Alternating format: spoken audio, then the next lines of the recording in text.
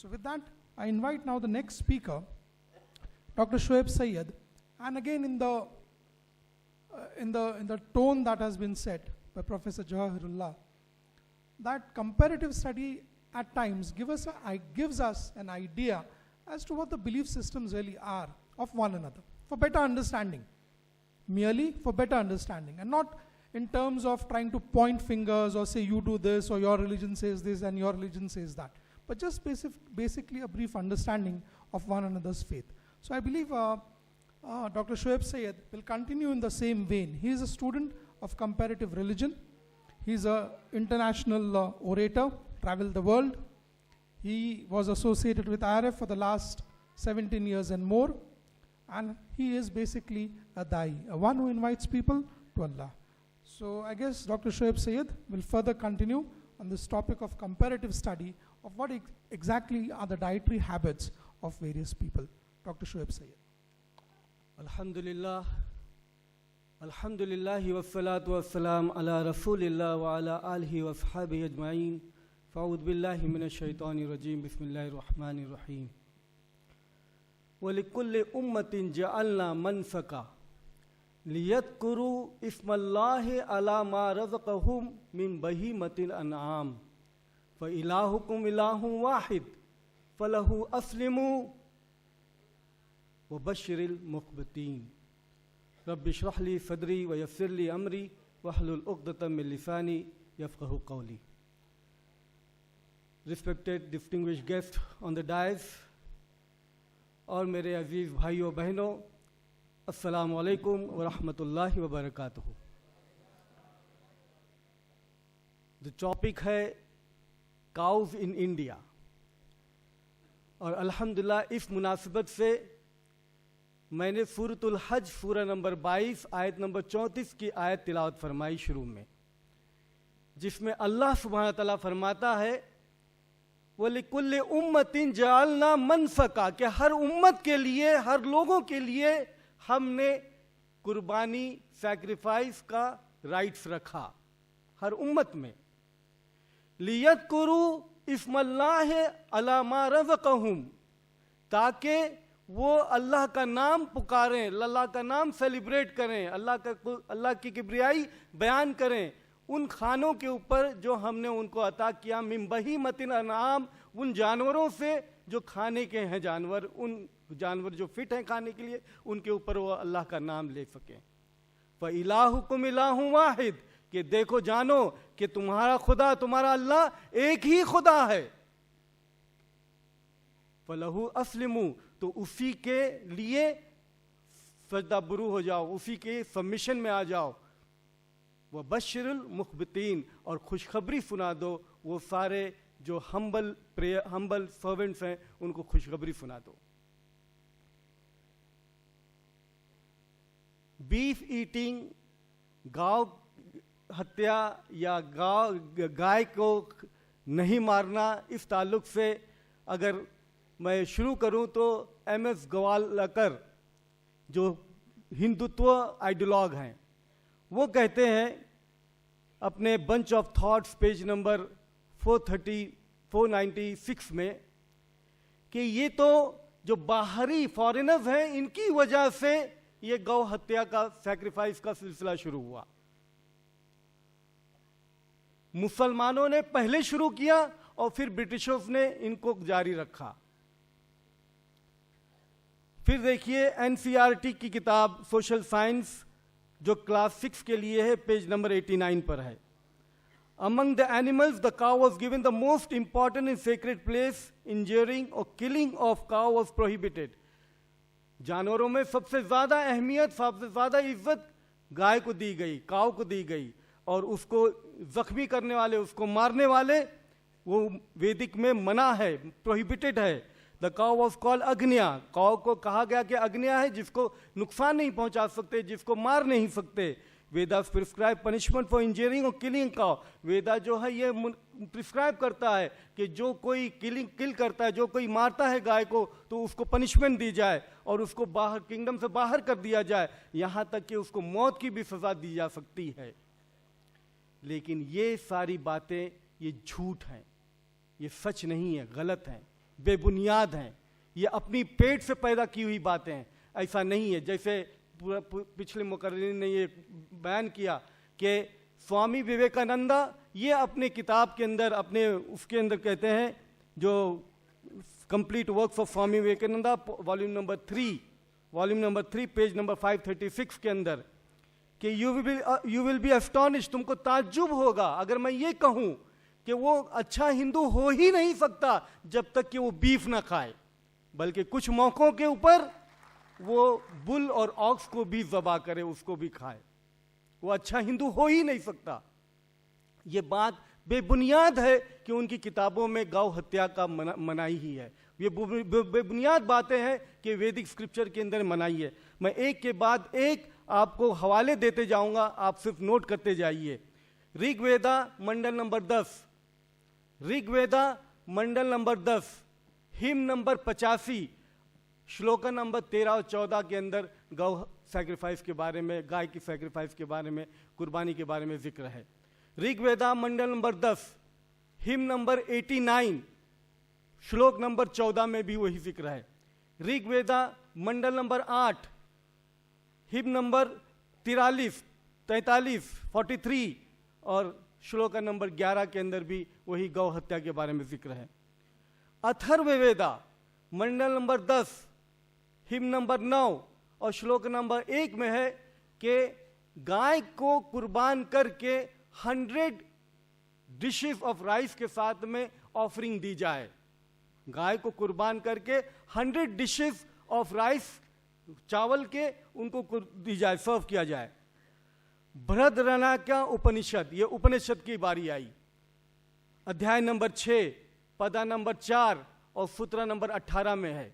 क्या है कि अगर दो मियाँ बीवी हैं, ब्राह्मण कपल है, और उनको ये चाहिए कि उनकी औलाद जो है वैदिक स्कॉलर बने, वेद का बहुत बड़ा जानकार बने, वैदिक स्कॉलर बने, तो उसको चाहिए कि उस पहली रात के अंदर वो गाय का गोश्त खाए और चावल के साथ गाय का गोश्त खाए। किस लिए? कि वैदिक स्कॉलर बहुत बड़ा बने, बहुत बड़ा ज्ञानी बने, उसके लिए वो गाय का गोश्त और चावल के साथ खाए। ये बृहद्रणारण्यक का उपनिषद अध्याय 6 पदा नंबर 4 सूत्र नंबर 18 में है।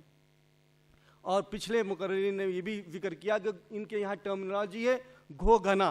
घोघना वो शख्स है जिसके लिए गाय को कुर्बान किया जाता है।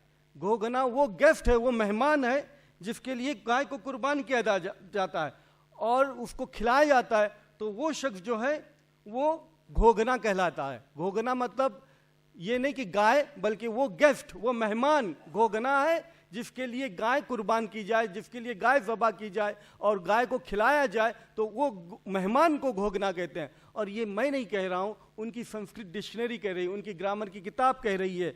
आप देखिए ग्रामर की किताब, ये है सिद्धांता कौमुदी बाय पंडित भट्टोजी दीक्षित,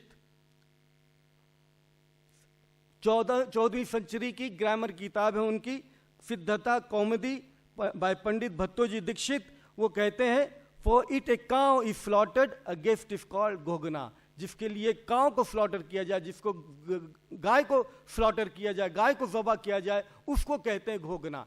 तो ये कहाँ से साबित होता है कि गाय की स्लॉटर नहीं किया जाए, गाय को मारा ना जाए, गाय को ख़त्म ना किया जाए। इस तरीके से अब ये बारी आती है कि हम देखें कि ऐतरा ब्राह्मणा के अंदर, ऐतरा ब्राह्मणा वो किताब है जो ऋग्वेदा की कमेंट्री की जैसे है। ऐतरा ब्राह्मणा वो किताबें हैं जो अर्ली ब्राह्मण्स, जो शुरू के ब्राह्मण्स जो शुरू के थे, वो लोग किस तरीके से इन अहकामात को जो ऋग्वेदा के अंदर है, किस तरीके से पूजा की जाए, किस तरीके से सैक्रिफाइस की जाए, किस तरीके से सेरेमनियल राइट्स की जाए, उसको एक्सप्लेन करने के लिए वो किताबें लिखी हैं। तो ये किताब जो ऐतरा ब्राह्मणा में 2 नंबर के किताब के अंदर और 6 और 7 नंबर के पैरा के अंदर ये लिखा है कि किस तरीके से जानवर को लिटाया जाए मारने के लिए। उसके पैरों को उत्तर की तरफ कर दो, उनकी जानवर की आंख को सूरज की तरफ कर दो। मैं रीड करता हूं कि किस तरीके से ये है कि और सूरज की तरफ कर दो, और उसके बाद में उसकी चमड़ी को खींच डालो और उसके मुंह के ऊपर बंद करो ताकि वो हफना करके मारा जाए। इस तरीके से पूरी तरतीब दी गई है किस तरीके से आपको करना है। और उसी ऐतरा ब्राह्मणा के अंदर 7 नंबर की बुक में और 1 नंबर की वर्स में है कि इसको काटने के बाद में उनके गोश्त किस तरीके से बांटे जाएं। पैर का हिस्सा इसको दिया जाए, सीने का हिस्सा इसको दिया जाए, सर का हिस्सा इसको दिया जाए, जांग का हिस्सा इसको दिया जाए। ये तफसील से जिक्र होता है कि किसको कितना हिस्सा दिया जाए, उस तरीके से काट करके वो देने की बात हो रही है। तो ये कहना कि गाय को नहीं खाया जा सकता, नहीं मारा जा सकता है, ये बात बेबुनियाद बात है। फिर आइए देखिए भगवत गीता 18 नंबर के चैप्टर और वर्स नंबर 3 के अंदर स्वामी प्रभुपदा ये कहते हैं, although animal killing in A sacrifice is recommended in the वैदिक लिटरेचर। तो कहते हैं कि जब ये जरूर है कि वैदिक लिटरेचर के अंदर एनिमल सैक्रिफाइस का जिक्र है, एनिमल सैक्रिफाइस एनिमल को कुर्बान करने के लिए, एनिमल को कुर्बान करने के लिए ज़बह करने का वो जिक्र है। The animal is not considered to be killed, लेकिन आदमी जो जानवर को मारा जाता है it is not considered to be killed, ये मरते नहीं है, इनको मारा नहीं जाता है। The sacrifice is to give a new life to the animal. Sacrifice करने का मतलब ये है कि जानवर को नई जिंदगी देना है। Sometimes the animal is given a new animal life. कभी कभी ये जानवर जो मारे जाते हैं, कुर्बान किए जाते हैं, इनको अलग दूसरी जानवर जैसी जिंदगी दी जाती है after being killed in sacrifice, and sometimes the animal is promoted immediately to the human form of life. अब कभी कभी ये जानवर को इंसान की शक्ल में ले जाते, तो जानवर को मारना गलत नहीं हुआ, वो जानवर दूसरे जानवर में तब्दील हो जाएगा या फिर वो इंसान की शक्ल में आ जाएगा। तो ये भगवत गीता प्रभुपादा 18 नंबर के चैप्टर और 3 नंबर के वर्स में उनका वो जिक्र करते हैं। उसी तरह मनुस्मृति के अंदर, मनुस्मृति ये जूरिस्प्रूडेंस की किताब है हिंदुज़म की, और इसके अंदर चैप्टर नंबर 5 वर्स नंबर 30 से लेकर 36 तक, चैप्टर नंबर 5 वर्स नंबर 35 में ये लिखा है कि जो कोई ये मना करे नहीं खाने के लिए तो उसको 21 मरतबा पुनर्जन्म से गुजरना पड़ेगा। 21 मरतबा पुनर्जन्म।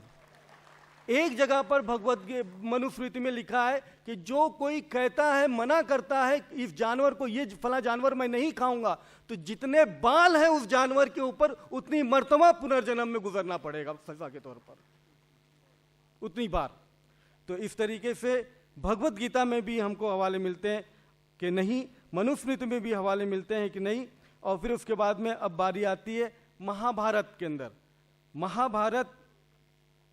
महाभारत ये भी हिंदू मज़हब की किताब है। इसके अंदर देखिए कि जब अनुशासन पर्व book number 13 section number 88 mentions many animal sacrifice which can be done to please the pitrus, मतलब एनिमल जानवरों को ज़बह किया जाए, जानवरों को कुर्बान किया जाए इसलिए कि तुम्हारे पितृस, जो तुम्हारे गुजरे हुए एंसेस्टर्स हैं, उनको शांति मिले, उनको शांति मिले। तो उसकी लिस्ट देखिए, ये इस तरीके से बात होती है। युधिष्ठिरा ने कहा, O you of great precedence, tell me what the object is which if dedicated to the Pitris become inexhaustible. क्या हम अपने एंसेस्टर्स को दें, अपने पितृस को दें ताकि उनके लिए काफ़ी हो जाए, इनएग्जॉस्टिबल हो, अब कुछ और करने की ज़रूरत नहीं है। व्हाट हवी, क्या हम ऑब्लेशन दें, if offered last for all time, What indeed if that which presented becomes eternal, क्या ऐसी चीज़ दें कि वो हमेशा के लिए काफ़ी हो जाए। तो उसका जवाब भीष्म देते हैं, with fishes offered at Shraddhas, अगर मछली दोगे श्रद्धा के टाइम पर, the Pitris remain gratified for period of 2 months, तो 2 महीने के लिए काफ़ी है। With mutton they remain gratified for 3 months, mutton दोगे, गोश्त दोगे तो 3 महीने के लिए काफ़ी है। विथ फ्लैश ऑफ हेयर, खरगोश का दोगे तो 4 महीने के लिए काफी है। With the flesh of goat O king they remain gratified for 5 months, तो बकरे का गोश्त दोगे तो 5 महीने के लिए है।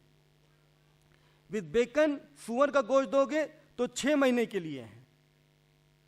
With the flesh of blood for 7, परिंदा दोगे, उड़ने वाला परिंदा का दोगे गोश्त तो 7 महीने के लिए है। With venison obtain from those deer, हिरन का दोगे that are call prishata they remain gratified for 8 month, तो 8 महीने के लिए काफी हो जाएगा. And with that obtain from the ruru for the 9 month, रूरू दोगे तो 9 महीने के लिए. With the meat of gavaya for 10 months, गवाया दोगे, अब गवाया कौन सा जानवर है मुझसे पूछो, मुझे नहीं मालूम, ये इनको पता होगा. गवाया दोगे तो 10 महीने के लिए काफी हो जाएगा. With the meat of buffalo, buffalo भैंस का गोश्त दोगे पितृफ को, तो भैंस का गोश्त दोगे तो 11 मंथ्स, 11 महीने के लिए काफी हो जाएगा. With beef presented at the Shraddha, लेकिन गाय का गोश्त दोगे श्रद्धा में तो ये ग्रेटिफिकेशन ये काफी हो जाएगा पूरे साल के लिए. ये पूरे साल के लिए, मेनू अभी खत्म नहीं हो रही, अभी बाकी है, अभी चल रही है. तो ये पूरे साल के लिए. प्यासा मिक्स्ड विद घी, और इसके लिए खास तरीका है, payasa mix with ghee as much as acceptable to the Pitris. ये घी के साथ में प्यासा मिक्स किया जाए और पितरीज को दिया जाए बीफ को. विद द मीट ऑफ वद्रीनासा, वद्रीनासा एक जानवर है जिसका देंगे तो 12 साल के लिए काफी है, 12 साल. The flesh of rhinoceros, rhinoceros का गोश्त देंगे तो ये काफी है हमेशा के लिए, इनएग्जॉस्टेबल. तो राइनोसेरस का गोश्त देंगे तो हमेशा के लिए होगा, लेकिन साल भर के लिए अगर पितृफ को संतुष्ट करना है, श्रद्धा को कंप्लीट करना है, तो साल भर के लिए गाय का गोश्त देना होगा. तो गाय का गोश्त बिगैर काटे हुए नहीं दे सकते हैं, बिगैर ज़बा किए हुए नहीं दे सकते हैं. तो इस तरीके से महाभारत के अंदर अनुशासन पर्व चैप्टर नंबर 88 में हम देखेंगे. उसी तरीके से और दूसरा हवाला महाभारत में शल्य पर्व सेक्शन नंबर 41, जिसके अंदर कहा गया है कि and in the days of yore Brahmana 2000 animals used to be killed every day in the kitchen of Ranti Deva. Ranti देवा की किचन में 2000 जानवरों को काटा जाता था उनकी किचन के लिए, उनके किचन के लिए, उनके खाने के लिए. And in the same manner 2000 cows were killed every day. इसी तरीके से 2000 गाय काटी जाती थी, 2000 गाय काटी जाती थी. And of best of regenerate kings, king Rantideva acquired unrivalled reputation by distributing food with meat every day. और इसकी वजह से रंतिदेवा को बहुत मशहूर हुए, उनको अच्छा नाम हुआ, रेपुटेशन बढ़ा, क्योंकि इस तरीके से वो लोगों को खाना दिया करते थे. तो 2000 गाय काटी गई, 2000 उनके किचन के लिए. तो यहाँ पर हम ये देख रहे हैं कि 1-2 हवाले नहीं है, हवालों से भरपूर है. और भी अगर हवाले चाहिए तो ऋग्वेदा 10 नंबर के अध्याय, 10 नंबर के मंडल, 16 नंबर के हिम, 17 नंबर के श्लोक के अंदर है. ऋग्वेदा 10 नंबर के मंडल, 86 नंबर के हिम, 13 और 14 नंबर के श्लोक में. तो इस तरीके से इसकी कभी नहीं है, बहुत सारे हवाले. तो यहाँ जो कुरान की आयत मैंने जो तिलावत फरमाई शुरू में कि अल्लाह सुब्हानहू व तआला हमारा खुदा कहता है कि हर उम्मत के लिए हमने कुर्बानी का सिलसिला रखा, सेरेमोनियल राइट्स रखे, किस तरीके से कुर्बानी की जाए, किस तरीके से जानवर कुर्बानी की जाए, ताकि उसके ऊपर लोग, ताकि उसके जानवरों के ऊपर अल्लाह का नाम पुकारा जाए. लियत करू इस्मल्लाहि अला मा रज़क़हुम, जो उनको दिया गया है जो खाने के लिए, मा रज़क़हुम जो खाने की चीज़ दी गई है, मिन बहीमतिल अनआम जो जानवर हैं, जो कैटल्स हैं खाने के, उनमें से जो खाने के लिए दिया गया उसके ऊपर वो अल्लाह का नाम पुकार सके. और फिर आगे अल्लाह कहता है व इलाहुकुम इलाहु वाहिद, कि जान लो कि तुम्हारा खुदा एक ही खुदा है, एक ही खुदा है. वो मूर्ति खुदा नहीं है, जानवर खुदा नहीं है, इंसान खुदा नहीं है, पेड़ खुदा नहीं है, कोई दूसरा खुदा नहीं है, बल्कि एक ही खुदा है. व इलाहुकुम इलाहु वाहिद फलहु अस्लिमू, तो उसी के लिए सजदा हो जाओ, सबमिट कर दो. और बशरिल मुखबितीन, और खुशखबरी सुना दो जो लोग इस तरीके से हम्बल सर्वेंट्स हैं. व आखिर दावाना अनिल हम्दुलिल्लाहि रब्बिल आलमीन. अल्हम्दुलिल्लाह. शुक्रिया डॉक्टर साहब, बहुत बहुत शुक्रिया. आपने सारे वेदों का हवाला देकर जो है हिंदुओं को खाने के लिए इजाज़त दे दी है. शुक्रिया डॉक्टर साहब, शुक्रिया. जज़ाकल्लाह. So what we just had, the last two speakers in particular, was cows in India in the ancient perspective and with reference numbers, with proper references. So again, it's taking on such an interesting turn that whatever is being said out here is not over emotional or not something which is from one's own conjecture. It's basically with references, so people can study. And indeed, the God of all of us is one.